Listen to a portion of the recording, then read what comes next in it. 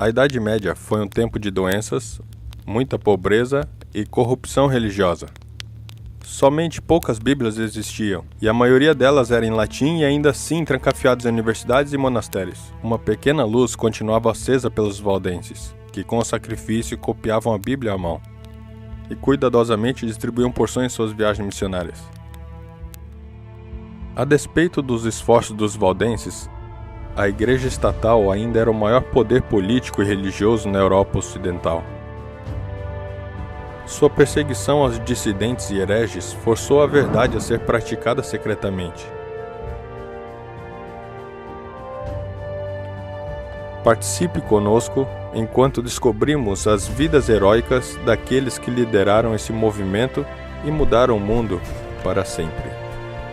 Essa é a história da luz desacorrentada.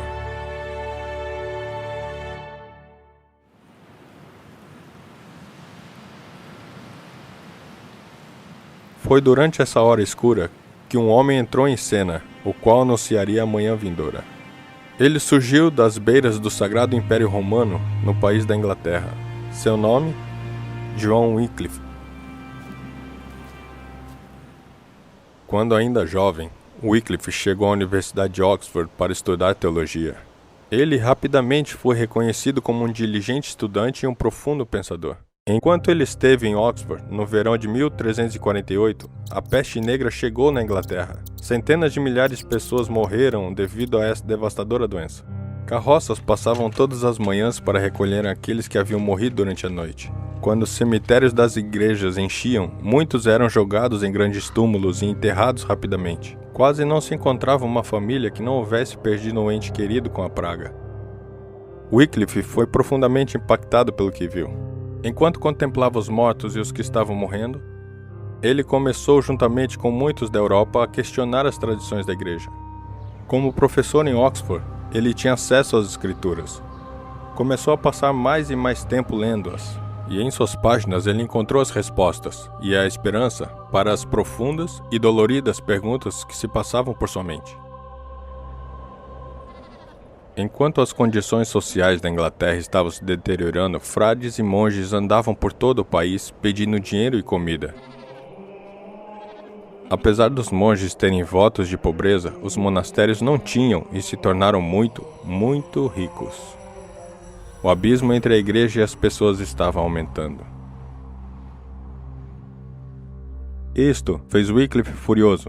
Tendo estudado profundamente as escrituras e os ensinamentos da igreja, ele encontrou enormes discrepâncias. Corajosamente começou a pregar e escrever contra qualquer prática não bíblica.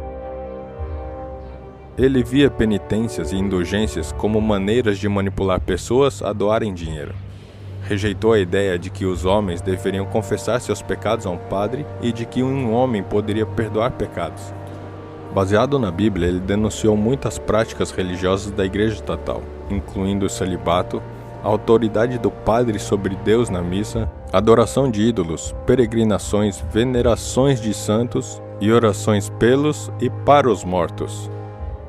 Quando a igreja disse ao monarca inglês que ele deveria pagar um imposto para a igreja, Wycliffe falou ao parlamento, argumentando eloquentemente que uma exigência como esta não estava em harmonia com a Bíblia. A influência de Wycliffe convenceu o rei a rejeitar as exigências financeiras do Papa, e isto tocou na fonte do dinheiro da igreja.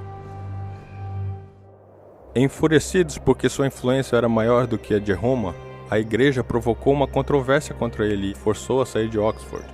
Ele se retirou a Letterworth, onde pastoreou esta congregação rural que está atrás de mim. A igreja achou que isto iria diminuir sua influência, mas esta mudança permitiu com que ele se tornasse o maior aliado da reforma. Wycliffe traduziu a Bíblia do latim para o inglês. Isto estava em direta oposição a Roma. A Igreja do Estado tinha uma longa história de supressão da Bíblia.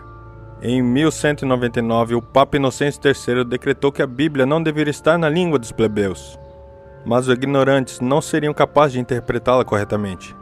O Concílio de Toulouse, em 1229, condenou qualquer pessoa que traduzisse ou possuísse uma Bíblia. E poucos anos depois, em 1234, o Concílio de Tarragona decretou o seguinte: Ninguém deve possuir os livros do Antigo e Novo Testamento na língua comum. Se alguém os possuir, deverá entregá-los ao bispo local em 8 dias desse decreto, para serem queimados.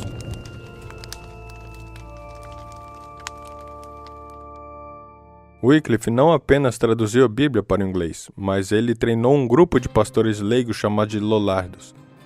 Espalhando-se pela Europa, esses homens distribuíram milhares de cópias da Bíblia feitas à mão, bem como os escritos de Wycliffe.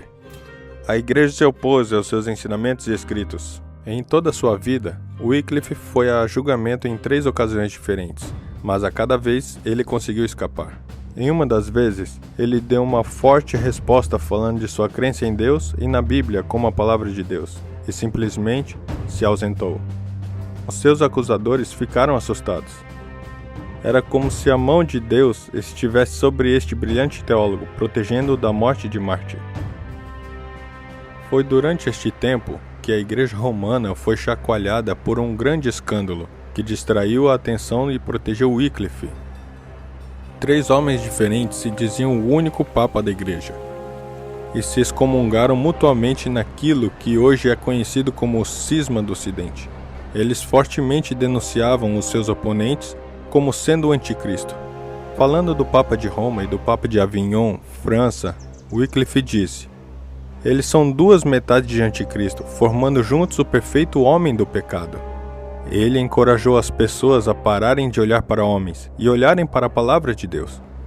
Disse: mesmo que existissem 100 papas e que todos os monges pedintes fossem cardinais, seriam dignos de confiança somente se concordassem com a Bíblia. O cisma do Ocidente durou quase 40 anos e foi finalmente resolvido no Concílio de Constança. Os 3 papas foram removidos e um outro papa foi eleito para ocupar seus lugares. Enquanto a igreja estava brigando, foi possível que a verdade de Deus fosse espalhada. Conforme a poeira abaixava, a igreja estatal começou a focar novamente no movimento da reforma. Eles viram que muitos da Inglaterra tinham aceitado os ensinamentos de Wycliffe. Na verdade, um delegado do Papa reclamou: você não podia encontrar 2 pessoas na rua sem que um deles não fosse um Lollardo. A rainha da Inglaterra foi convertida aos ensinamentos de Wycliffe e trabalhou para o proteger. Durante um dos seus julgamentos, ela falou ao concílio proibindo-os de aprovar uma sentença contra ele. Ela era uma princesa da Boêmia e, por sua influência, os escritos dos reformadores foram espalhados em seu país nativo. Wycliffe é chamado a estrela da manhã da Reforma. Antes do nascer do sol, ele foi como uma luz brilhante no céu escuro. A manhã estava começando e a luz estava começando a se espalhar. Conforme os Lollardos levavam as escrituras através da Europa, os conceitos da Bíblia foram abraçados pelo povo. A Bíblia havia sido traduzida para a língua da Boêmia, mas com o tempo ela foi proibida. Em seu lugar, ignorância e crendices tomaram conta. Mas um murmúrio de mudança podia ser ouvido à distância. Jerônimo, ardoroso pregador e professor da Boêmia, veio para a Universidade de Oxford na Inglaterra para continuar seus estudos. Enquanto lá, ele entrou em contato com alguns panfletos feitos por Wycliffe. Enquanto os lia, ele ficou convencido de que isto era verdade. Copiando-os, ele os levou consigo para a Boêmia e mostrou para um professor, pelo nome John Huss. Huss recebeu seu nome devido à cidade que pertencia, Hussnick, ou Cidade do Cisne. Pelo seu comportamento e atitude gentil, ganhou a admiração de seus colegas da classe e professores. Ele graduou-se em 1396 e foi convidado a se tornar um membro da faculdade na Universidade em Praga. Nos anos seguintes, Huss e Jerônimo se tornaram bons amigos. Suas personalidades completavam um ao outro. Huss era ponderado, sábio e discernido, enquanto Jerônimo era zeloso, carismático e um orador muito poderoso. Jerônimo encorajou a Huss a ler os escritos de Wycliffe que ele havia trazido da Inglaterra. Huss ficou intrigado e concordou com o que estava lendo. Ele descobriu que os ensinamentos de Wycliffe eram apoiados pela Bíblia. Ele acreditou que a igreja podia ser beneficiada por esses novos ensinamentos descobertos na Bíblia. Em 1402, Hus foi escolhido para ser reitor da Capela de Belém em Praga. Foi nesta igreja que, semana após semana, ele pregou. Não em latim, mas na língua de seus membros. Milhares vinham para ouvir de um Salvador que os amava e se preocupava com eles pessoalmente. Do seu púlpito e da sua sala de aulas, a luz estava brilhando e alcançando muitos de Praga e da Boêmia, convertendo-os ao Evangelho de Jesus Cristo. O problema estava se desenvolvendo na Universidade de Praga. Johann Hübner, um professor, desafiou fortemente os 45 pontos dos ensinamentos de Wycliffe, incluindo que a Bíblia era a única base da doutrina cristã. Ele estava determinado a fazer com que os ensinamentos de Wycliffe fossem declarados heréticos. 3 anos depois, o Papa Inocêncio VII ordenou ao arcebispo de Praga que censurasse a leitura, o ensino e o estudo dos escritos de Wycliffe. Mas Hus tinha visto a luz da Bíblia brilhar através dos escritos de Wycliffe. Sentiu-se compelido a continuar compartilhando. Quando Hus começou a pregar as doutrinas reformadas, apenas 20 anos haviam se passado desde a morte de Wycliffe. As autoridades da igreja na Boêmia apelaram ao novo Papa, Alexandre V. Eles estavam aborrecidos com Hus por criticar a venda de indulgências para arrecadar fundos. Ele acusava a igreja de estar agindo com interesses egoístas. Não demorou muito, até que Roma respondesse. Em 1412, Hus recebeu uma carta demandando que ele viajasse até Roma para ser questionado em sua fé. Ele sabia que se fosse para Roma, seria torturado e morto. Não surpreendentemente, o fato de ele rejeitaria. Furioso por sua desobediência, o Papa pronunciou uma punição decisiva. Hus foi excomungado. Aos olhos da igreja, ele agora estava condenado a queimar no inferno por toda a eternidade. Para a mente medieval, isto era a coisa mais temida do que qualquer outra. Mas a mente de Hus havia sido encandecida pela palavra de Deus. Como poderia uma autoridade humana condenar alguém a queimar no inferno por obedecer a mandamentos divinos? A Bíblia era a sua única autoridade, e diante dela se prostraria. Sem temer um pedaço de papel, ele continuou a pregar todas as semanas. Milhares da cidade de Praga seguiram seu exemplo e enchiam a capela para ouvirem a palavra de Deus por si mesmos. Enquanto as pessoas da Boêmia aceitavam e espalhavam a nova luz, houve um despertamento para os princípios da graça e esperança. Os valdenses continuavam enviando jovens missionários dos seus vales para a Europa Central, e os lollardos da Inglaterra se juntaram a eles para espalhar a luz. Roma estava rapidamente perdendo terreno para a reforma. Em uma tentativa desesperada para parar seu avanço, colocou um interdito na cidade de Praga. Ninguém poderia se casar, receber a comunhão, ou até mesmo ser enterrado no cemitério da igreja, até que João Hus fosse removido do cargo de pastor de Praga.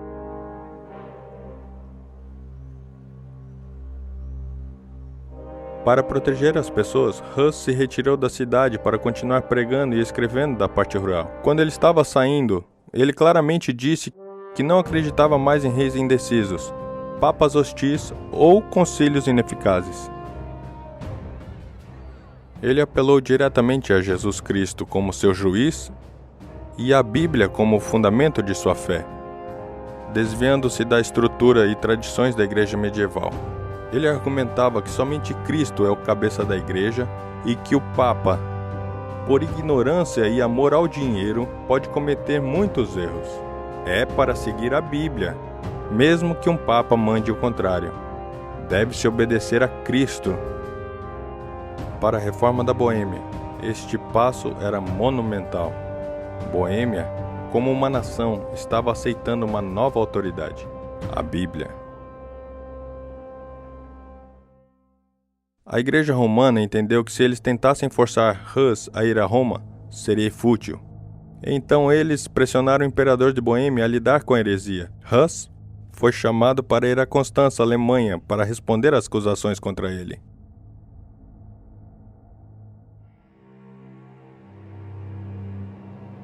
O imperador Sigismundo prometeu a ele a proteção ao salvo-conduto, e sua apatriação foi apresentada como uma oportunidade para dialogar e dividir uma nova luz com o imperador e sua corte. Mas o diálogo não iria acontecer. Pelas primeiras semanas, Hus teve liberdade. Mas em 28 de novembro de 1414, ele foi preso e jogado nesta prisão embaixo desta torre que está atrás de mim. Ele foi deixado apodrecer neste lugar terrível por meses.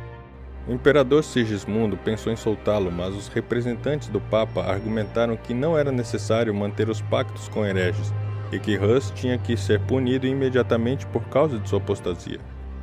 Sigismundo hesitou e Hus ficou na prisão. Quando Jerônimo ouviu que Hus tinha sido capturado, ele correu para Constança sem nenhuma garantia do salvo-conduto. Ele chegou em abril de 1415, para a surpresa de muitos. Mas ele compreendeu que não tinha nada que pudesse fazer. Ele tentou escapar de volta para a Boêmia, mas foi capturado na estrada, trazido para Constança e jogado na prisão. Os inimigos de Hus queriam que ele fosse executado sem nenhum julgamento, mas os poderosos príncipes da Boêmia intercederam para que Hus fosse ouvido, e a isto Sigismundo finalmente consentiu. Em 8 de julho de 1415, Hus foi chamado para comparecer diante do tribunal. Quando comparece diante do tribunal aqui na igreja, ele estava quase irreconhecível. Depois de meses dentro de uma prisão escura, suja, ele estava doente, magro, físico e emocionalmente exausto. Um homem, de pé contra as mais poderosas autoridades do reino. Mas este homem se firmava na autoridade da Bíblia. O julgamento foi falso. 30 artigos foram lidos contra ele. Quando ele tentava responder ou corrigir diferentes áreas, era-lhe dito para ficar calado. No final, a ele foi dada uma opção: renunciar seus ensinamentos e crenças ou morrer na estaca. Hus protestou em favor de sua inocência. Ele recusou a renunciar qualquer coisa até que lhe fosse mostrado claramente na Bíblia onde ele estava errado. Quando tentou falar, gritos altos ecoaram pelo salão tentando silenciá-lo.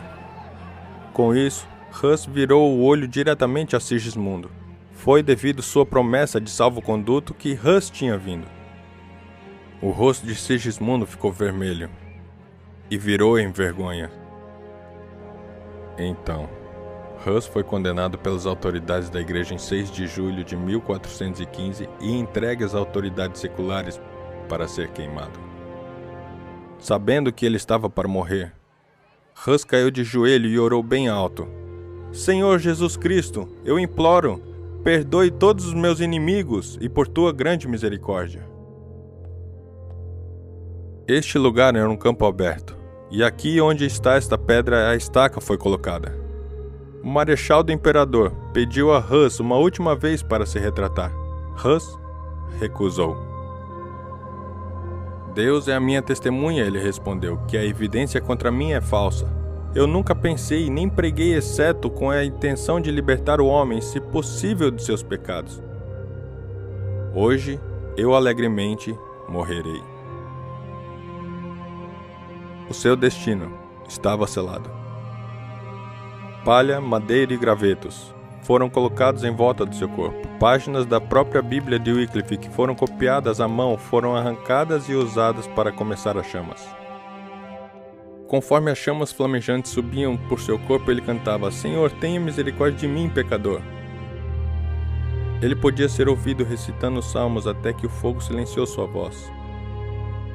Finalmente, um homem de Deus, cujo único desejo era salvar almas, havia morrido.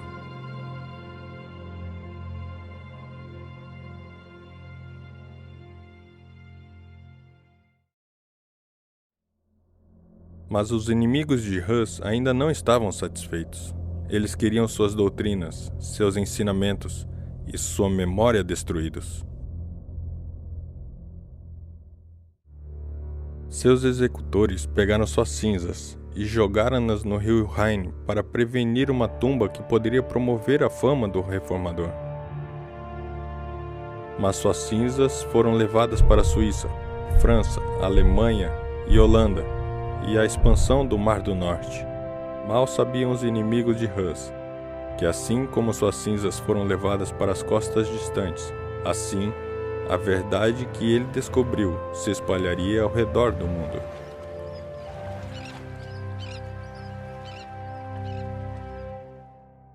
A morte de Hus impactou Jerônimo profundamente, que ainda estava apodrecendo na prisão.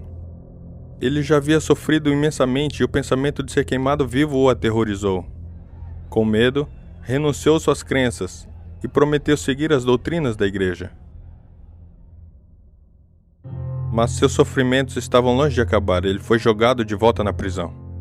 Enquanto deitado em sua cela, sua consciência culpada o torturava. Como poderia ele ter negado ao seu Senhor? Como poderia ter ido contra os ensinamentos nos quais ele acreditava? Ele novamente foi levado perante o concílio, pressionado a renunciar suas crenças mais claramente. Mas Jerônimo havia mudado. Sua covardia tinha ido embora. Ele disse: "Vocês condenaram Wycliffe e João Hus, não por terem chacoalhado a doutrina da igreja, mas simplesmente porque eles expuseram os escândalos procedentes do clero, sua pompa, seu orgulho e todos os vícios do prelado e dos padres. As coisas que afirmaram e que são irrefutáveis, eu também afirmo." O concílio ficou furioso e condenou à morte.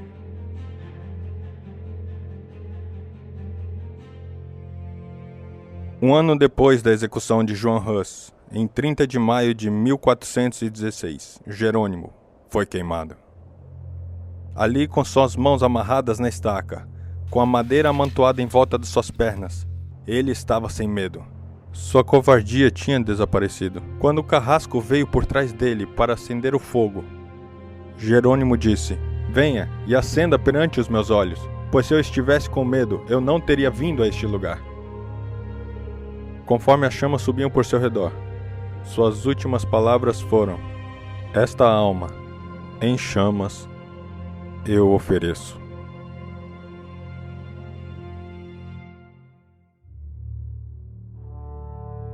Os inimigos da Reforma estavam se preparando para exterminar do mapa tanto a Bíblia quanto seus seguidores. Os que estavam na Boêmia, com medo e consternação, receberam as novas das mortes de Hus e Jerônimo. Rumores estavam circulando de que o imperador Sigismundo estava juntando um enorme exército para lidar de uma vez por todas com aqueles que a igreja chamava de hereges. Em 1420, o Papa Martinho V decretou uma bula papal conclamando uma cruzada contra os seguidores de Wycliffe, os citas e todos os outros hereges na Boêmia. A igreja prometeu riquezas, aventuras e uma entrada garantida no céu para todos que lutassem ao seu lado. O medo encheu o coração do povo e eles pediram a Deus por um libertador. Eles não tiveram que esperar muito. Deus já estava movendo um homem. Seu nome era João Zisca. Como líder militar, poucos são como Zisca. Brilhante, corajoso e humilde. Ele está entre um grupo raro de generais que nunca perdeu uma batalha. Quando ele ouviu falar de um Deus pessoal que perdoava pecados através da fé em Jesus Cristo, ele se determinou a entregar sua vida a ele.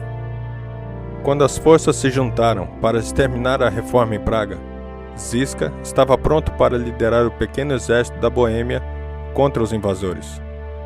Em 30 de junho de 1420, o rei Sigismundo, com mais de 80.000 participantes das cruzadas, chegou ao lado de fora das muralhas em Praga.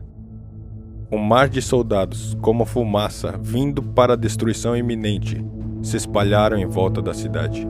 Os cidadãos de Praga estavam aterrorizados. Eles eram muito menos em número, não eram treinados em guerra e possuíam poucas armas. Parecia que a reforma estava para acabar. Com intensa sinceridade, a cidade buscou ao Senhor por ajuda.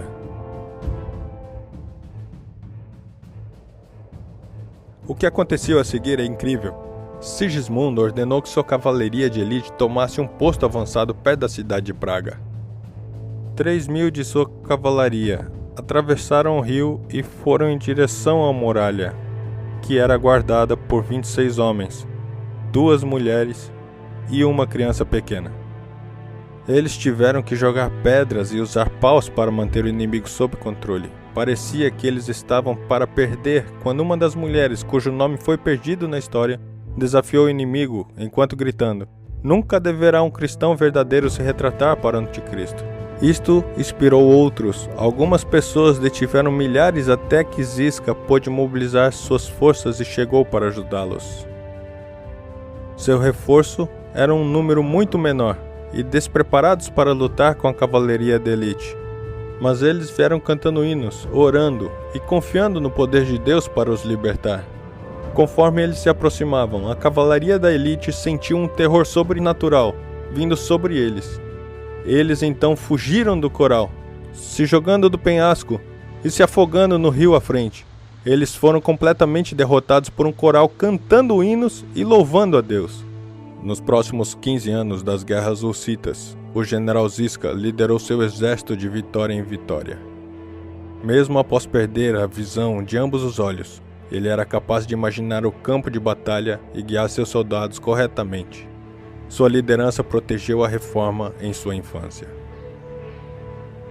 Ziska e sua geração eventualmente morreram. O velho general foi reposto por liderança moderada que estava disposta a se comprometer para ter paz e segurança. O chamado de união dentro da igreja foi promovido como mais importante do que seguir os ensinamentos das Escrituras. Eventualmente, a igreja reconquistou o controle, e a luz foi novamente ofuscada do povo. Wycliffe, Hus e Jerônimo morreram, mas os seus esforços para repartir a Bíblia com o povo comum haviam plantado sementes de luz. Eles não tinham formulado os princípios da reforma. Em vez, eles descobriram esses princípios simplesmente lendo a Bíblia.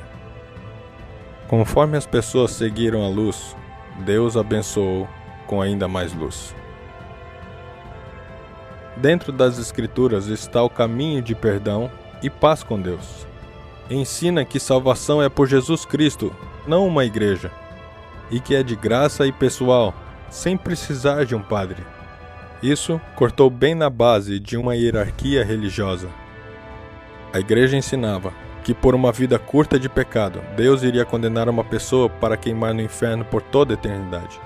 Isso colocava uma ênfase na necessidade da compra do perdão, mas criou um grande abismo entre Deus e o homem.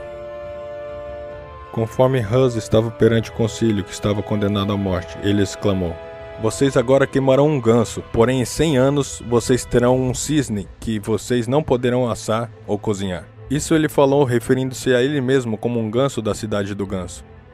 Mas ele também se referia a um reformador vindouro, o qual a igreja não poderia silenciar, e cujo martelo trovejante na porta de uma igreja avançaria a reforma como uma força explosiva.